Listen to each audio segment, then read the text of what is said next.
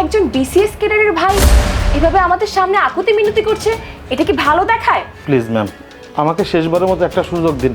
আমি আপনাকে কথা দিচ্ছি, আমি আর কোনোদিন ছোট নিব না। এখান থেকে চলে যা, না হলে কিন্তু ঘাড় ধাক্কা দিয়ে বের করে দিব। আপনারা যে কাজের জন্য এসেছেন সেটা সম্পূর্ণভাবে বেআইনি, আর আমি যতদিন পর্যন্ত এখানে ডিউটিতে আছি ততদিন কোনো বেআইনি কাজ আমি এখানে হতে দিব না। Get lost. ম্যাম, এই দিন মিষ্টি খান। কামরুল, এখন কি আমরা তোমাদের থেকে মিষ্টি খাবো? আর ওকে এখানে কি করছে? ম্যাম, ও আমার ছোট বোন, ও পড়াশোনায় খুব ভালো, পরীক্ষা দিয়েছে, ভালো রেজাল্ট করেছে, যে কারণে নিয়ে এসেছিলাম আপনাদেরকে মিষ্টিমুখ করাবো তাই। হ্যাঁ, ভালো রেজাল্ট করেছে। তোমার বোন পৃথিবীতে উল্টে দেয়নি যার জন্য মিষ্টি মুখ করাতে এসেছো। স্যার, আপনারা তো শুনলেনই না যে ও কিসে ভালো রেজাল্ট করেছে। এই শোনো, আমাদেরকে এইসব শুনিয়ে কোনো লাভ নেই। তুমি এখানে যেই কাজ করতে এসেছো সেই কাজই করো, আর তাছাড়া তোমার বোন যেই রেজাল্টই করুক তা শুনে আমাদের কি লাভ? সে তো বড় কোনো ম্যাজিস্ট্রেট হয়ে যায়নি। ম্যাম, আপনি এভাবে কেন? কি ব্যাপার কামরুল, তোমার বোন কি ভদ্রতা বলতে কিছু জানে না? তাদের সামনে কিভাবে কথা বলতে হয় সেই শিক্ষাও কি সে পায়নি?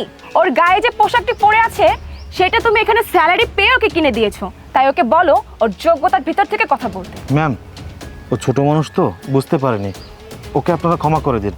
এই তুই বাড়িতে যা।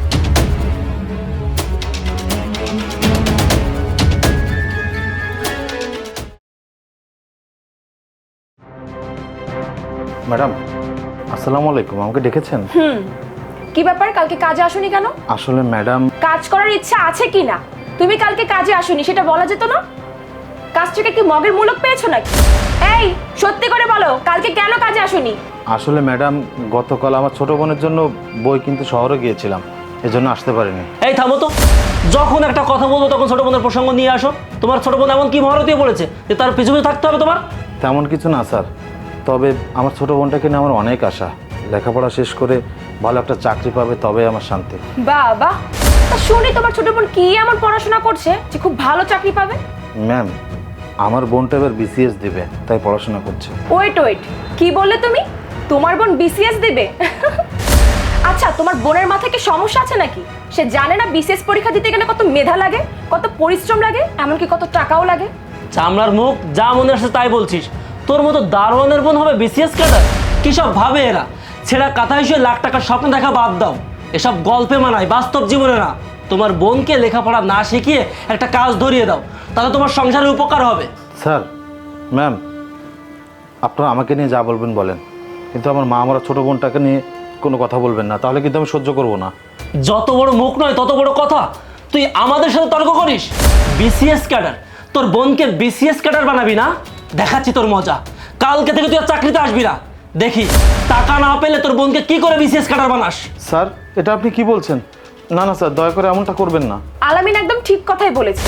তুমি তোমার ছোট বোনকে বিসিএস ক্যাডার বানানোর জন্য বিভিন্নভাবে বিভিন্ন সময় কোম্পানি থেকে বারবার ছুটি নিচ্ছ, তাতে আমাদেরই সমস্যা।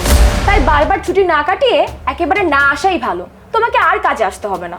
ম্যাম, আমি আপনার কাছে হাত জোর করে রিকোয়েস্ট করছি, দয়া করে এমনটা করবেন না, তাহলে আমার অনেক বড় ক্ষতি হয়ে যাবে। ম্যাম, আপনাদের এখানে কাজ করে আমার সংসার চলে, বিশ্বাস করুন।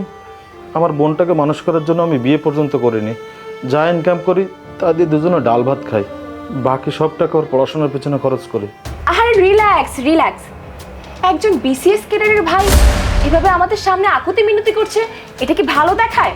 তার থেকে তুমি তোমার বাড়িতে গিয়ে তোমার ছোট বোনকে বিসিএস ক্যাডার বানাও। প্লিজ ম্যাম, আমাকে শেষবারের মতো একটা সুযোগ দিন। আমি আপনাকে কথা দিচ্ছি, আমি আর কোনোদিন ছোট নিব না। হেই, ভালোভাবে কথা বলছি বলে কানে যাচ্ছে না? এখান থেকে চলে যা, না হলে কিন্তু ঘাড় ধাক্কা দিয়ে বের করে দিব।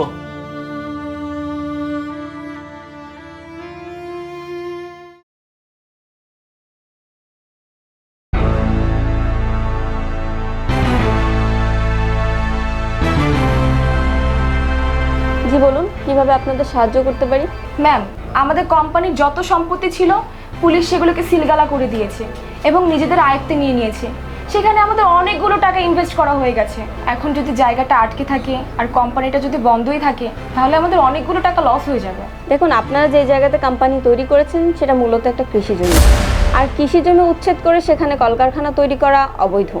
সেখানে আপনারা ভুল করেছেন, আমার কি করার আছে বলুন? আরে আপনি সে না যে আগে আমাদের গার্ড ছিল কামরুল, তার ছোট বোন না? হ্যাঁ। ম্যাম, আপনি মনে হয় আমাদেরকে চিনতে পারেননি, তাই না? না, আসলে ব্যাপারটা তেমন না। আমি আপনাদেরকে চিনতে পেরেছি। আপনাদের কোম্পানিতে আমার বড় ভাই সিকিউরিটি গার্ডের চাকরি করতো। এই তো চিনতে পেরেছেন। আপনার বড় ভাই সবসময় আমাদেরকে বলতো যে তার ছোট বোনকে মানুষের মতন মানুষ করবে। আমরাও সবসময় আপনার কথা বলতাম যে আপনি অনেক ভালো কিছু করতে পারবেন। এই যে আজকে ম্যাজিস্ট্রেট হয়েছেন, একটা বিপদে পড়ে আপনার কাছে এসেছি। প্লিজ আপনি আমাদেরকে উপকার করুন, আপনি তো আমাদের আপনজন। বাহ, এখন আমার ভালো পজিশন দেখে আমাকে কত ভালো ভালো কথা বলছেন, আপনজন বলছেন। অথচ আমার যখন খারাপ সময় ছিল তখন আমার বড় ভাইকে চাকরি থেকে বের করে দিয়েছিলেন। সেগুলো অনেক আগের কথা, আপনি ওগুলো মনে রাখবেন না। প্লিজ আপনি এমন কিছু করবেন না যাতে আমাদের ক্ষতি হয়ে যায়। হ্যাঁ, হওয়াই উচিত। টাকা নিয়ে আপনাদের অনেক অহংকার ছিল, তাই না? আপনাদের মতো মানুষের পাশে আমি কেন, কেউই দাঁড়াবে না। তার মানে ম্যাম, আপনি কি আমাদের উপর প্রতিশোধ নিচ্ছেন? না, আমি কোনো প্রতিশোধ নিচ্ছি না। আমি এই চেয়ারে বসার পর থেকে আমার কিছু রেসপন্সিবিলিটি আছে, আর আমি শুধুমাত্র সেটাই পালন করছি। আপনারা যে কাজের জন্য এসেছেন সেটা সম্পূর্ণভাবে বেআইনি, আর আমি যতদিন পর্যন্ত এখানে ডিউটিতে আছি ততদিন কোনো বেআইনি কাজ আমি এখানে হতে দিব না।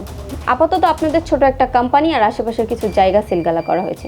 ভবিষ্যতে আপনাদের পুরো কোম্পানি সিলগালা করে দেওয়া হবে এবং সেখানে পুনরায় আবার চাষাবাদের কাজ শুরু হবে। ম্যাম, দয়া করে এমনটা করবেন না। প্লিজ আপনি আমাদের হেল্প করুন। আজকে আপনি আমার কাছে যেভাবে আকুতি মিনতি করে কথা বলছেন, একদিন আমার বড় ভাই এর থেকে দ্বিগুণভাবে আপনার কাছে আকুতি মিনতি করেছিল, তবুও আপনি তার সাথে খারাপ ব্যবহার করে তাকে অফিস থেকে বের করে দিয়েছিলেন। আজকে আমি চাইলে আপনাদের সাথে খারাপ ব্যবহার করতে পারতাম, কিন্তু আমার বড় ভাই সেই শিক্ষা আমাকে দেয়নি।